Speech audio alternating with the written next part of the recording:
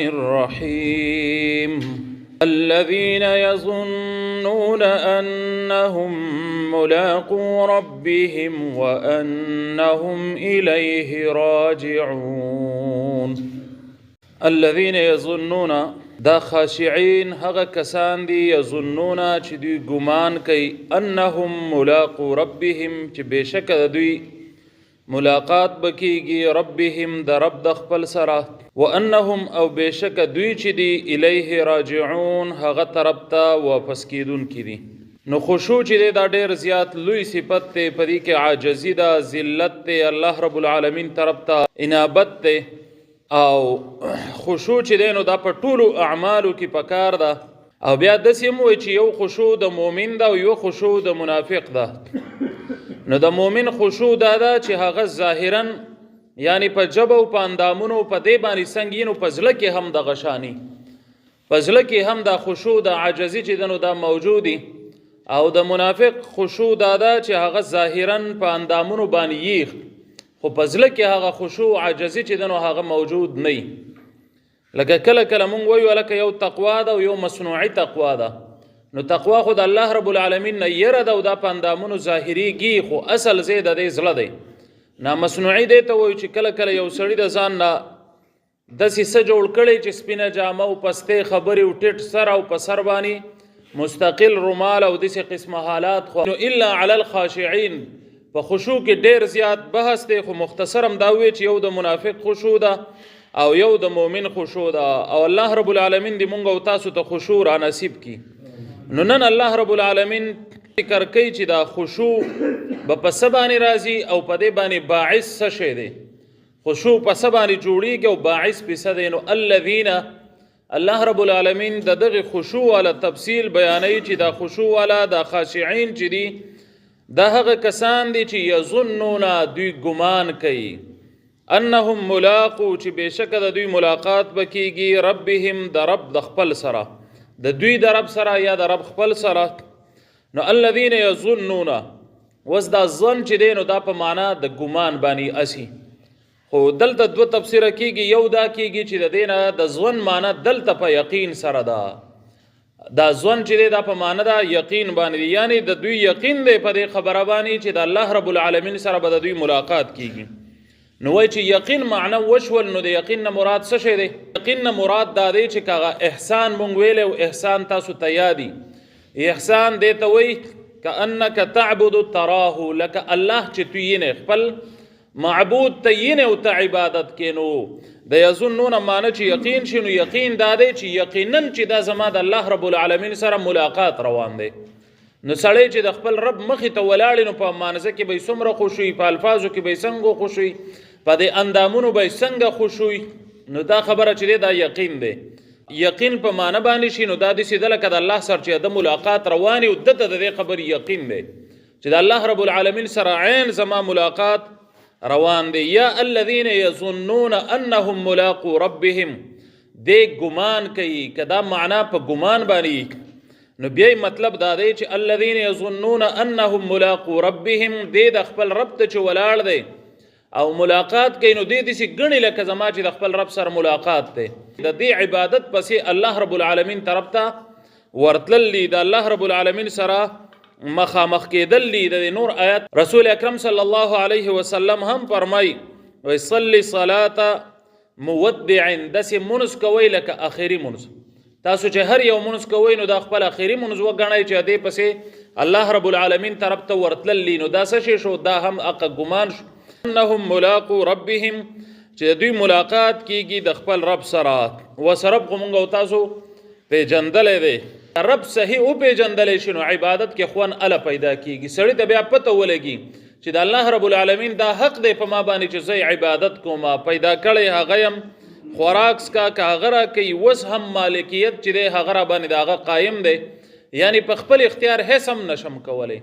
تصرف را باندې د هغه دی واپسی می هغه طرف ته دا تربیت را له هغه کړی دی او دې زه ته را رسولې مو حفاظت می هم کوي او رسی به مخبل وخت کینو انهم ملاقو ربهم. وزدلته ملاقو چې دی ملاقات نو لقاء چې دی نو دا په درې معنی باندې راځي. یو لقاء په مرګ ته هم ویل کیږي چې انسان ته مرګ راځي نو دې ته هم لقاء وایي. یا دویم چې دی نو بعث بعد الموت، د مرګ نه بعد چې کم ژوند دی نو دې ته هم ویلې کېږي. او دریم چې دی نو هغه د الله رب العالمین لیدل، یعنی د الله سره مخامخ ملاقات چې کم دی، چې کم ټیم کې الله ته مخامختیا ده نو دې ته هم وایي. چې یا یقین شو یا ګمان شو. او د ملاقو درې واړه معنی چې دي نو دا په انسان کې خشوع پیدا کوي. دویم باعث په خشوع باندې، نو باعث په خشوع باندې دا ده چې انسان ته فکر چې الله ما یینی، الله ته مخامخ کېږم، دا عبادت دسی په هوا باندې نه دی روان چې دا د هوا خبرې دی، الله رب العالمین یینی. او د خشوع منځ چې دی نو خشوع بعضې علماو داسې لیکلی دی چې دا خشوع وایي داسې ده په مانځه کې لکه دا منځ چې ته کې نو د دې مثال لسی چې یو بادشاه ته وینځه ته هدیه کې. وینځه پیژنئ؟ پخوا زمانه کې به اوس نشته دی. نو دا زنانه یو دا خرڅېږي لکه د مال غونته کې. نو چې یو غټ بادشاه ته وایي ته وینځه هدیه کې و غلی ورکې نو څنګه وینځه به ورکې؟ اړنده به ورکې، که نه کږه به ورکې، که نه داسې بدصورته به ورکې، که نه لاس و خپې ګوډي یا شلی یا اورینه یا اړندۍ، دا ټول صفات دا څومره بد صفات چې دي نو که په دې کې کم صفت پکې موجود دي نو دا به ته باچا له ورکې. او که ورکې نو هغه باچا به یې دنه قبول کړي. نو دقه شان صورت چې دی نو دا منځ چې دی دا داسې وګڼئ چې ته باچا ته وینځه په تحفه کې ورکې نو څنګه وینځه وله ورکول غواړي.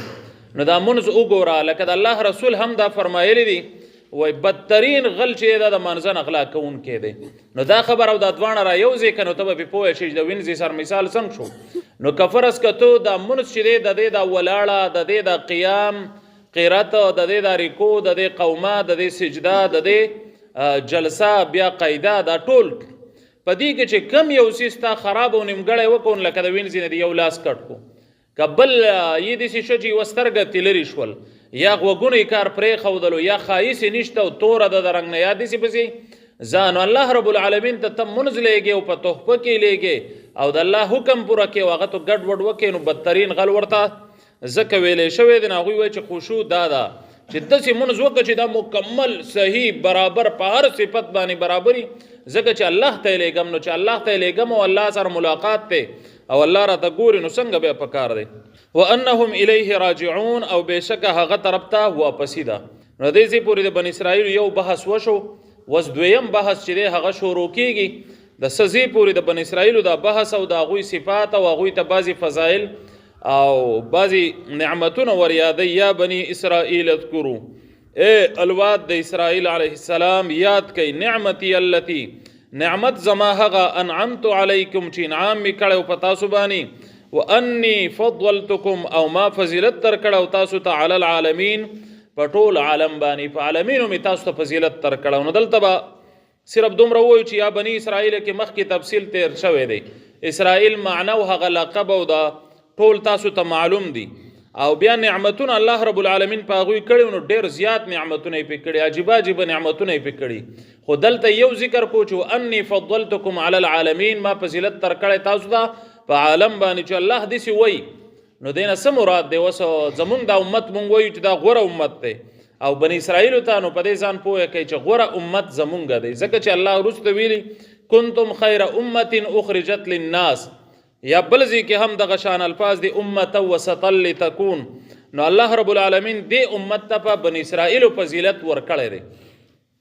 البته بني اسرائیلو ته فضیلت ورکړو نه په څه ورکړو؟ پیغمبران پکې ډېر زیاتو، کتابونه پکې ډېر راغلي دي، مشرۍ چې دی نو هغه یې ورته ورکړي دي خارق العادت ده، عجیبه لکه موږ چې کرامات وایو داسې غونته کې د الله رب العالمین ناشنا ناشنا مددونه چې دی د هغوی سره شوي دي، ډېر معجزات په هغوی کې ظاهر شوي دي، لکه من او سلوا د هغې اوس موږ سوچ کولی شو، لکه د وریځې سوری دا موږ سوچ کولی شو، لکه په بدن کپړې غټېدل دا موږ سوچ کولی شو. خو هغوی زموږ نه بهتر په دې وجه نه دي چې هغوی ایمان را نه وړو. که ایمان یې راوړی وی نو هغوی به بیا په دا بهتروالی به باقي پاتې شوی وی، الان کې الله ورته فضیلت ورکړو نو په دې امت ورته فضیلت نه دی حاصل. الله دې عمل کولو توفیق را نصیب کړي. وصلی الله تعالی علی خیر خلقه محمد وعلى آله وصحبه.